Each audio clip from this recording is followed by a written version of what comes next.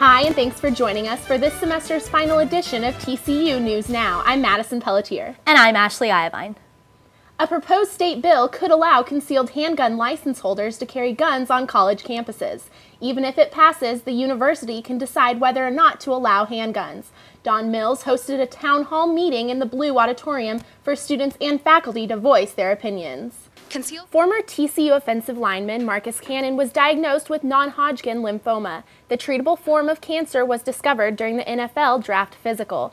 Cannon was diagnosed with a benign growth 4 years ago, but the growth grew. He will begin chemotherapy immediately and could finish by the end of June. Cannon faces a high success rate of more than 90% because of his health. U.S. News & World Report ranks TCU 99 out of 1,400 schools, but for many alumni, the ranking is nothing more than a number. Every year, the College of Education gives these booklets out to its graduates looking for a job. The book has everything from dress code to where the jobs are, but the books don't address the problem that will keep many education majors from getting a job this year. Talk of a Big 12 Big East merger surfaced this week. TCU Athletic Director Chris Del Conte met with other Big East schools in New York to talk about TCU's future in the conference. Football coach Gary Patterson said after playing in a 16-team WAC conference, a super conference is too big. A drug bust led to the arrest of 17 people. The 6-month investigation led to the arrest of several students both on and off campus. I want to make it loud and clear to everybody that if you want to do this kind of thing, you can't go to TCU.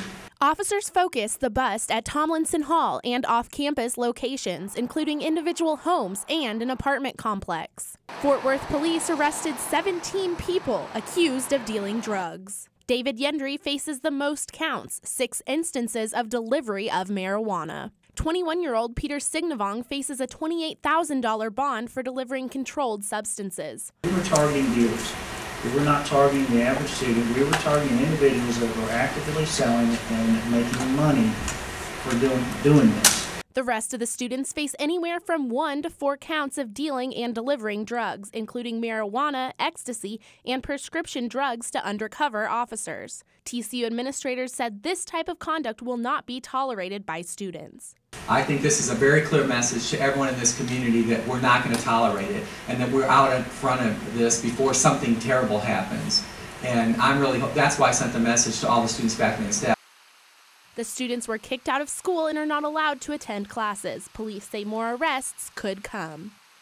This is an ongoing investigation, and as time goes on, and as we continue to do interviews, more of this will come together later on. 99.9% of the kids here do the right thing, and we want to make sure those kids who aren't doing the right thing aren't at TCU. Chancellor Victor Boschini sent out an email to students reiterating that drug possession is not tolerated on campus. He's the 2010 Mountain West Conference Pitcher of the Year, was the 14th overall pick in the first round of the 2009 draft by the Texas Rangers, and has only lost 1 game in his collegiate career. But you won't find sophomore pitcher Matt Perk bragging about all of his accomplishments. He's one of the best teammates I've ever had. He goes out there every day and just competes as hard as he can. He works quickly on the mound, which makes it nice on defense as far as the pace of the game going. Perk started playing baseball when he was 6 years old, and while he played other sports, baseball became his main focus. I was just like every little kid. I wanted to play all the time, and as I grew up, I played multiple sports, but as I got into high school, I kind of saw that baseball was more my thing, and that's the route I went. While Perk's performance on the field is near perfect, it's his eccentric fashion sense that makes him different. He wears his hat a little sideways and wears his glasses and goggles on the field. Everybody might say he looks funky or goofy with his glasses and sideways hat. Perk's teammates also had a secret to reveal about Perk. Something juicy about Matt Perk that no one knows is he looks like Harry Potter and listens to Kesha. There's some.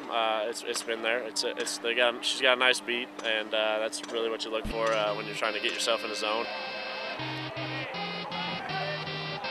Hot and dangerous. If you're one of us, then roll with us. 'Cause we make the hipsters fall in love when we got our hot pants on and up. And yes, of course, as far as Perk's future, he wants to take his goggles and sideways hat to the majors. Just like every little kid. I mean, when you start playing baseball, you want to play in the professional. You want to be on an MLB team. You want to play under the lights. For the 33 News, I'm Madison Pelletier reporting. Businesses near campus were expecting the Super Bowl to bring money to the area, not snow and ice. That's what business managers said before the superstorm. I couldn't tell you what the last, the final figure is going to be, but it'll be nice. This is a once-in-a-lifetime opportunity for us. Being right across the street from where they're practicing, I think that the visibility in itself will do well. Lunches to probably double.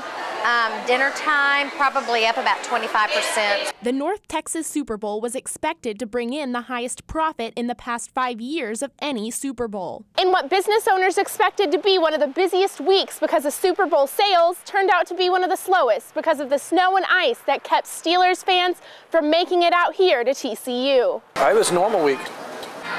I was anticipating abnormal, but, I'm glad I had some business. I'm a little disappointed that I thought we could have gotten a little bit more of that crowd, but the storm shut down the streets and they weren't able to really get out. Fuzzy's general manager said they kept their sales up because of the restaurant's location to campus. I'm lucky that my neighborhood is TCU, and all the students that were losing power or didn't have heat or didn't have this could walk over here. The cold kept Super Bowl fans from eating at restaurants near campus, but student business kept the grill hot. 365. My normal lunches are usually half students, half business people in the area. I would have to say it was 99.9% students.